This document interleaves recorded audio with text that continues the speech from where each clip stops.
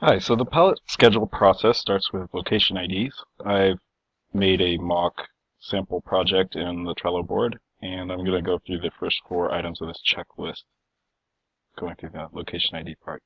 So the first thing is I have to make a takeoff program database. So I do this by hitting create a new project, browsing to the takeoff folder and for the job, and then I'm just going to call it sample, hit save, and it takes a little bit to go. And once it finishes, I can go over to project information, put in my job name and my job number. Then I'm ready to go into the takeoff program, or into Revit, and use that takeoff program database. So when we get these from drafting, each unit doesn't have a unit number, location ID, pallet name, nothing. All these are blank. So the next thing I do is I hit UPD. UPD will read this model and write a bunch of information into the database, including it will figure out unit numbers, it will figure out location IDs, and it will figure out a preliminary sales unit number, which I'll talk about in a later video. Okay, so UPD is finished, and it's showing me some errors. Common errors are this glass type 1, where the glass type hasn't been assigned. Luckily for pallet schedules, we don't have to worry about that, but it will be a problem later. Some other common ones that do affect pallet schedules are elevation number not being assigned, or walls that don't have is WW glass set correctly, or units that don't have it set correctly, in which case those won't be read by the takeoff program at all.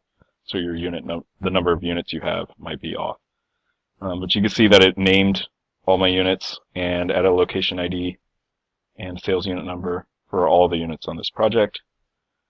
Next thing I need to do is make a pallet key sheet, and right now I have to do that sort of manually. I have to go to each elevation and activate the pallet keys by hitting this button here under the takeoff tab.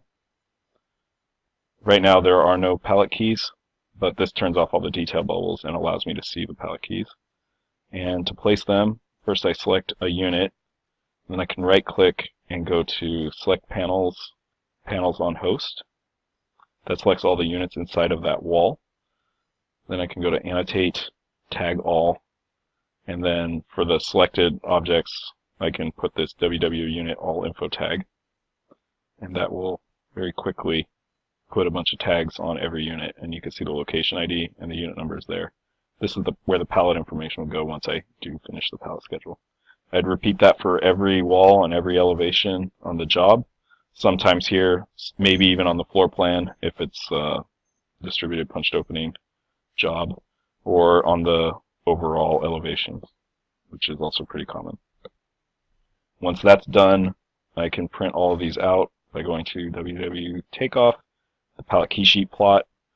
I would have to select my sheets that I want to print over here under sheets. Select however many sheets it is, hit that button, tell it where to save it. We save these usually in the field folder and name it location IDs. Once that's finished, I can start my email. So here's the email. I would fill this out. This just says the location IDs are complete and in the field folder, and gives them a date for them to finish it. This goes out to the PM, PC. The field super is the most important person because he's the one that has to take that PDF and mark it up. And that's it for this step.